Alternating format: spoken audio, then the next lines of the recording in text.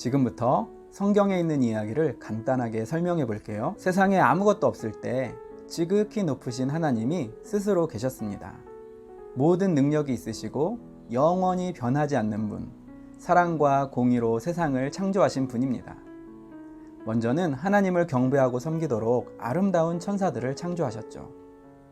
그리고 하늘과 땅을 만드시고 저 우주에 태양을 만드시고 달과 별들을 만드시고 바다와 물속의 모든 생물들을 만드셨습니다.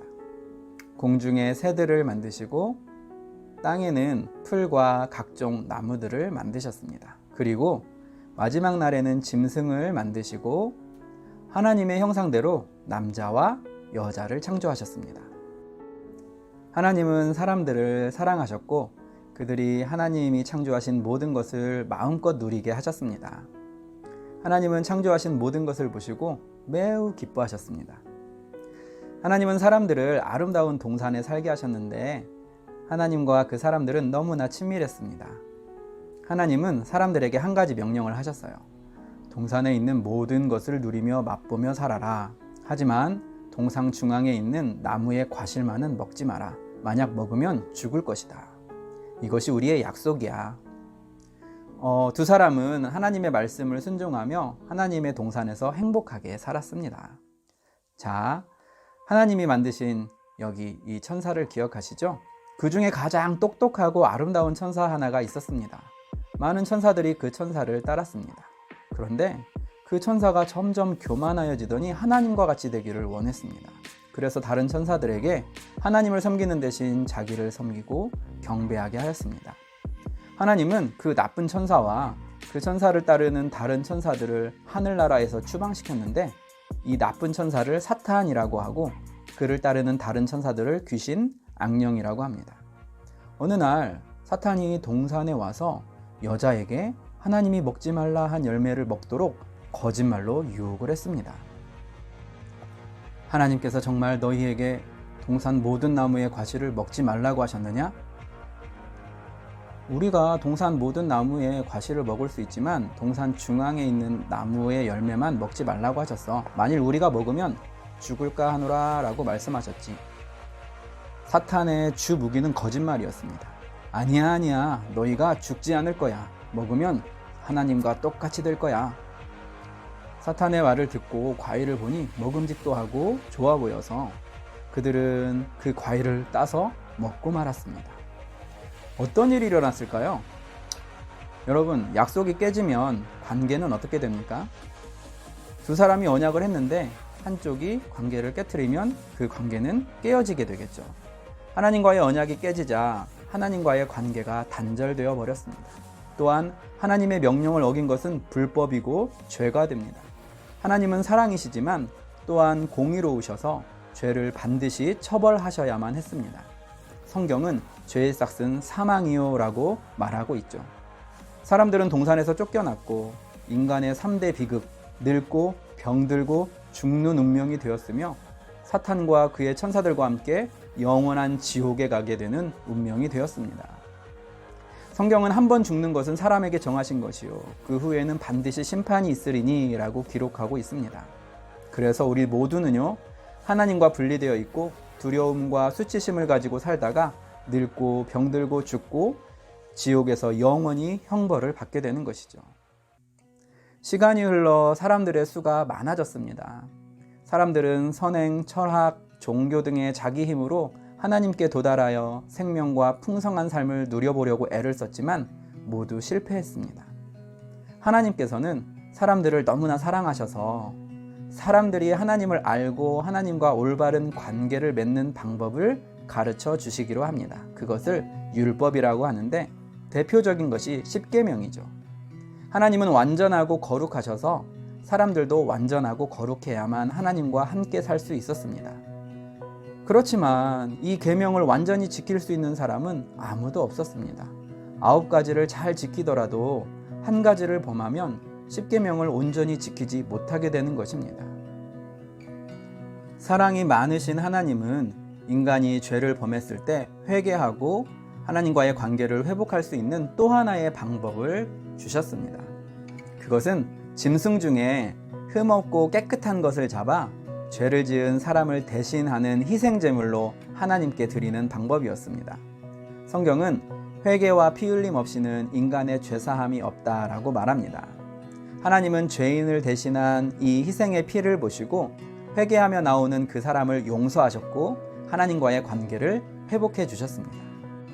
그런데 만물보다 심히 부패한 것이 인간의 마음이라고 사람들은 하나님의 말씀을 어기며 계속적으로 죄를 지었고 시간이 지나며 희생제사도 진심이 아닌 형식적으로 흠이 있고 눈먼 것이나 다리 저는 짐승으로 드리기 시작했습니다. 결국 계명을 지키는 것과 피의 희생제사를 드리는 것으로는 우리를 하나님과 화목하게 할 수도 죄에서 거룩하게 할 수도 없었습니다. 하나님께서는 하나님과 사람들의 관계를 회복할 수 있는 완전한 방법을 시작하셨습니다. 그것은 오래전부터 계획하신 것인데 하나밖에 없는 하나님의 아들 예수 그리스도를 이 땅에 보내주신 것입니다. 예수님은 지혜로운 선생님입니다. 하나님이 어떤 분이신지 어떻게 사람들이 하나님께로 돌아갈 수 있는지 가르쳐 주셨습니다. 예수님은 능력이 많으신 하나님의 아들이셨습니다. 한 번은 예수님과 그의 제자들이 배를 타고 호수를 지나고 있을 때 갑자기 큰 바람과 폭풍이 일어났습니다. 배가 물에 잠기게 되자 제자들이 두려워하며 예수님께 말했습니다. 예수님, 우리가 죽게 되었습니다. 그러자 예수님께서 일어나셔서 바람과 풍랑을 향하여 잠잠하고 고요하라 라고 꾸짖자 즉시 바람과 폭풍이 멈추었습니다. 예수님은요, 자연세계를 다스리시는 분이십니다. 한 번은 5,000명이 넘는 사람들이 예수님의 가르침을 듣기 위해 몰려왔습니다. 저녁이 되었고 모두들 배가 고팠지만 음식을 가져온 사람은 아무도 없었습니다. 그들에게는 겨우 빵 5개와 물고기 2마리 뿐이었습니다. 예수님께서는 빵 5개와 물고기 2마리를 축복하시고 사람들에게 나누어 주셨는데 놀랍게도 5,000명 이상의 사람들이 배불리 먹고 남았습니다. 예수님은요, 우리의 필요를 채워주시는 분이십니다. 또 한 번은 많은 귀신이 들려 공동묘지에 살면서 고통받는 한 남자를 보았습니다. 예수님께서 그 사람을 향해 귀신아, 그 사람에게서 떠나가라 라고 명령하시며 그에게서 귀신을 내쫓아 주셨습니다. 예수님은 귀신들보다 훨씬 크신 분, 영적 세계를 다스리시는 분이십니다. 어느 날 예수님의 친한 친구가 병으로 죽었습니다. 예수님께서 그 친구 집에 온 날은 이미 죽은 지 4일이나 지난 날이었습니다. 친구의 죽음으로 매우 슬퍼하던 예수님께서 친구의 무덤 앞에 다가가 입구를 열어놓고 친구야, 무덤에서 나와 라고 말씀하셨습니다. 그러자 그 친구가 살아났고 무덤에서 걸어 나왔습니다. 예수님은요, 죽음을 이기시는 생명의 주인이십니다. 이렇게 예수님은 수많은 기적을 행하심으로 자신이 하나님의 아들이심을 증명하셨습니다.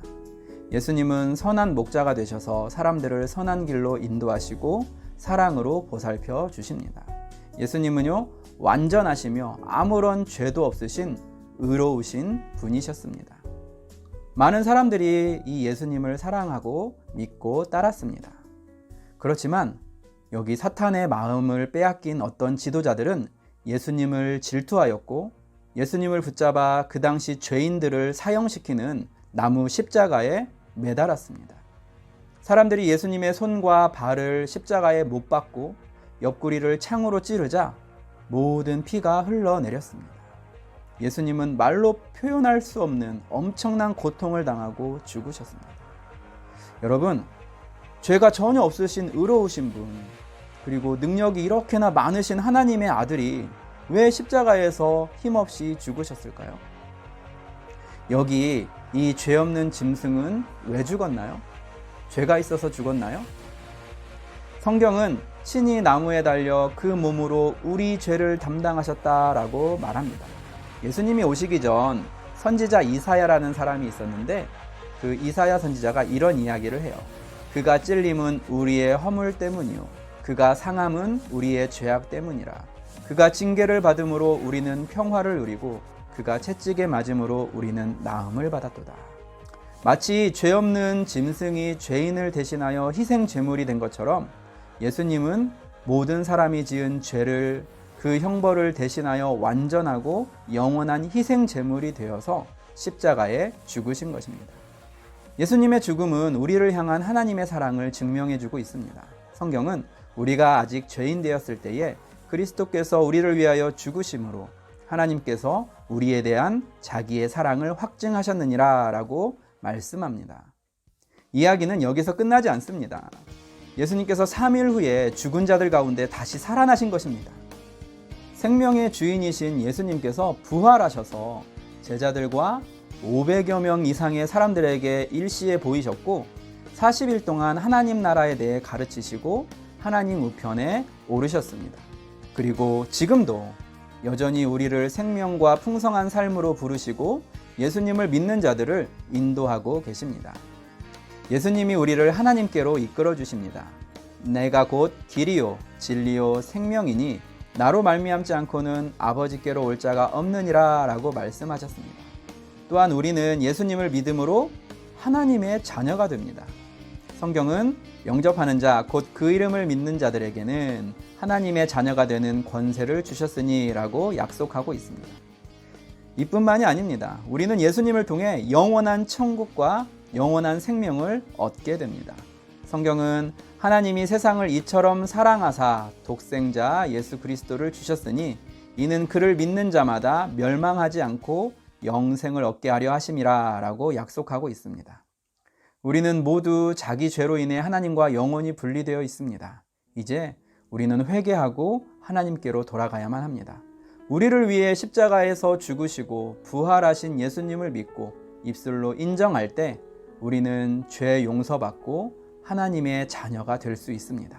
이 사실을 믿는다면 저를 따라서 이렇게 고백하면 됩니다.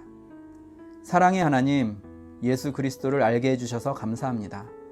예수님이 완전하신 희생 제물로 나의 죄를 대신하여 십자가에 죽으시고 부활하신 것을 믿고 입으로 고백합니다.